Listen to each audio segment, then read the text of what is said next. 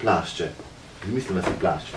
Neko podjetje, ki pripravlja plašče, zbere naročila od vseh trgovcev, da je reči v Sloveniji ali pa da je reči v tujini, in je teh plaščov lahko več 10 000 komadov, ki jih on more pripraviti. Zato on more prej pobrati naročila, da lahko on naredi 100 000 komadov artiklov plašča, ki so sicer že naprej kupljeni. Jih naredi se da še delno na zalogo.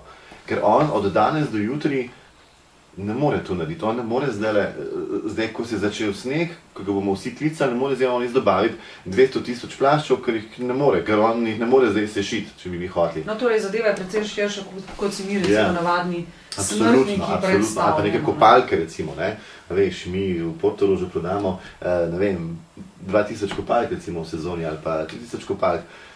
To je nemogoče poklicati ga, ne vem, maja meseca pa reči, zdaj pa ne, to pa to hočem, on bi to mogel imeti.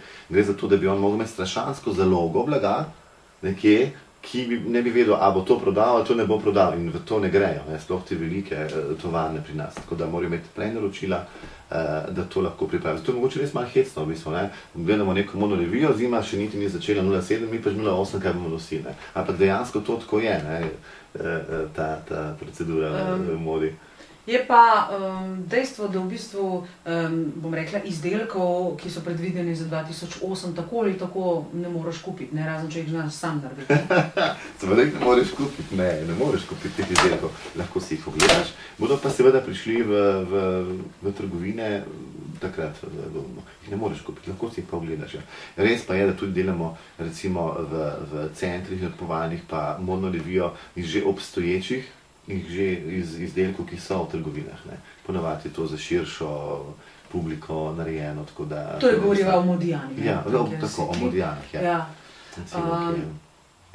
Ljubo, zanima me, o modi, ja, tule si zelo doma, vidim, ne?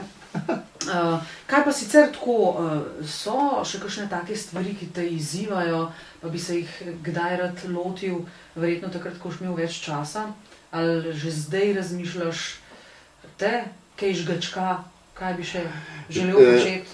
Želel bi početi izdati en CD, recimo. Glasbeni. Glasbeni, recimo, to je meni zelo taka... Izziv posebne vrste. Izziv posebne vrste, ki ne vem, če se bo kdaj zgodil, ampak to je izziv, če se tem pogovarjamo. Zanimivo. Potem, recimo, duetskom petko. No, to je lahko izvedljivo. Izziv mi je, recimo, igranje. Veš? V teatru? V teatru, da bi igral. To je tak izziv, ki bi se ga lotil. Ker rad plešem. Če izziv mi je, recimo, plesati v neki plesni skupini. Ne zdaj to v neki, ampak take neki jazz plesni skupini, ki bi sicer mogel strašno vaditi, da bi se naučil tako vse to, ampak to bi bil tak izziv, recimo, pri meni. Drugo pa seveda imeti mogoče največji izziv, tukaj, kjer sem doma, imeti neko oddajo glasbeno, nek talk show, kot sem ga že imel, kjer bi seveda povabil spet vse glasbenike, igralce in tako naprej in se s tem zabaval. Predvsem zabava, no tako, ne nek resni stvari. Ti si tak, zelo vesel človek, ne? In si rad v veselih družbah, ne?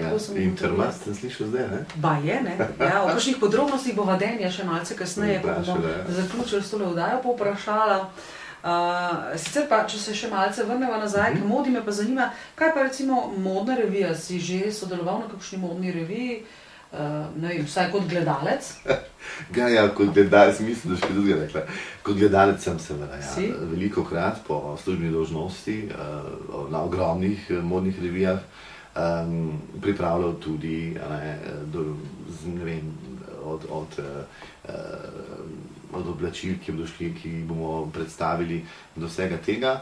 Tudi pomagal za kulisiju, ko ni bilo nobenega, smo mogli pomagati, ker tam cela zmeda in tako naprej, vse se modi hiti. Nisem pa seveda... Na pisto pa še nisi stopil modno? Ne, na pisto pa nisem stopil še, to moram reči, da ne. Pa bi ti bilo to zanimivo? Ne vem. Veš kaj, to, gled, ti moraš vedeti, ne vem, ti si bila na pisti že. Ne. Potem gled. Dekleta in fantje, ki so na pisti, oni do recimo mi, če je to modna revija, ali pa če je to neka delovna revija, to pomeni, da neka firma predstavlja svoje modele. Torej za kupce, za kupce, potem, tako, ne? Ja. To pomeni, da ti manekeni, manekenke morajo od 9 zjutraj, recimo, ko začnemo, recimo v Portorožu, pa tam do 4 popoldan se po pisti sprehajati. Ne? Nekdo sicer bere, kaj ima ono oblečeno, ne? Se morajo oni sprehajati s tem. To pomeni, da oni takrat ne smejo nič jesti. Ne? To pa za tebe ne bi bilo. Tako, da so čim bolj elegantni, da se jim normalno, da se bodo najedli, bodo imeli trebuh in zmeraj tako, da najprej je izhod vrhnjih oblačil, ne? Potem na koncu, čisto na koncu je pa spodnje perilo. Takrat, če se naješ, pač ni v redu, ker ima trebuh, no sicer pri teh anoreksičnih bejbah, ki zdaj hodijo, niti toliko strašno se to ne vidi, ne? Pri meni bi se to kar precej videlo.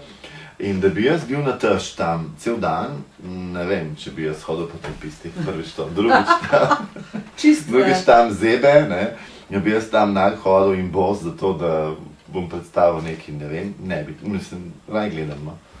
Res ne bi to, mislim, to ni tako enostavno, da si tam. Si hodil zgolj in samo po slovenskih modnih revijah, ali tudi kdaj že? Tudi v Italiji sem bil, tudi v Italiji.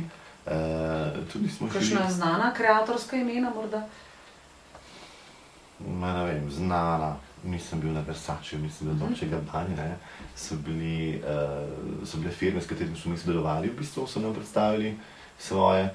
Pri njih je bilo to pa tako, oni v svojo revijo vpletejo zmeri neko mis, ne vem, tega, mis fotogeničnosti, mis, ne vem, kaj še vse in mistre in v bistvu vsako revijo vpletajo še te znane instant osebnosti, ki so, ne vem, lepe letos ali pa, ne vem, karkoli.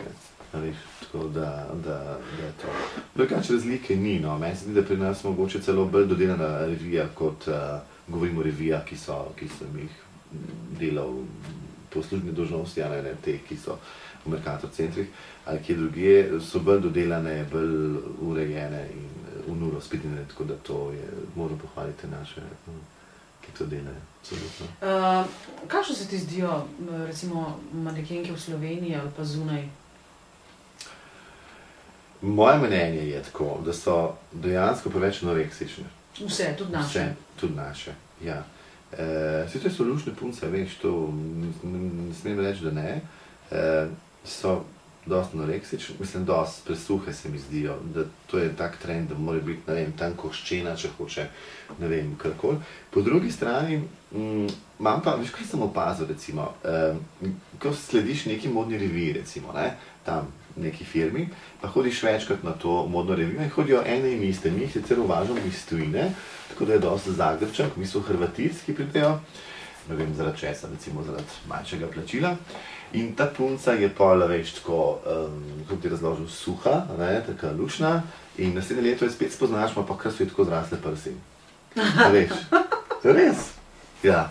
Veš, koliko takih, ja, v bistvu, in potem jo gledaš, veš, in ne moreš v bistvu uloviti, kaj ne štekam, ni taka, kot je bila lani, ne, ker se vidimo pač 2-krat na leto, in potem ugotovim, da so se popravile. In veliko je teh takih mladih punc, ki se v bistvu, ki si popravijo, ne vem, lusence ali prse in tako naprej, da so pol kao lepše, no, ali pa ne vem. Ravno zdravo mi tole se ne sliši, ne? Ja, se tudi ni, no. Pa tudi, po moje, ne, se obleka prav na zelo suhi manekenki sploh ne deluje lepo. Kako ti gledaš s tvojimi očmi? Ja, meni ni, no, če je prav suha ni.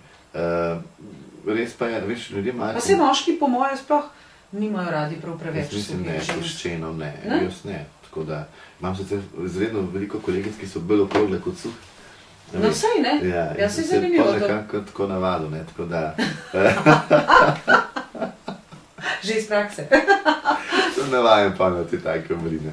Ne vem, zdi se mi, da so ti otroci, da si preveč odrekajo, recimo, da ne jejo, ali pa karkoli, to meni ni v redu. Ni dobro, ne? Meni to ni, zdi se mi, da to ni zdravo do tega. Ljubo mi, da bi lahko še blazno veliko klepetala, ne? Ampak tale pogled na uro mi pravi, da bomo počasi morala zaključiti.